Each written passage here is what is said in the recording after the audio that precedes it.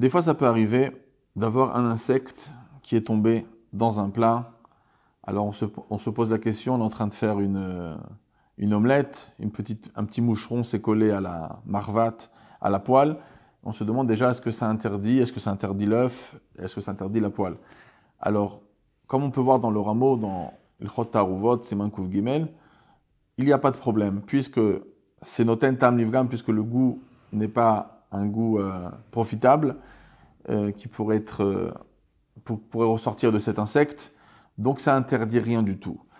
Par contre, une chose qui est plus grave qui peut se passer, c'est si on l'a perdu de vue, on la retrouve plus, elle est tombée dans un plat, on la retrouve plus. Donc si on a des gros solides dans des gros morceaux de pommes de terre, des légumes, des morceaux de viande, etc., bon, il faudra patience, mais al pi halakha, on peut récupérer, puisque le goût n'interdit pas, si j'arrive pas à retrouver la mouche qui est entière, eh ben, je peux prendre chaque légume, regarder qu'il est propre, même maximum le nettoyer pour m'en assurer, et je peux manger. Mais des fois, on peut parler d'un plat où les choses sont quand même coupées très petits, et c'est très très difficile à retrouver, et c'est pas nettoyable morceau par morceau.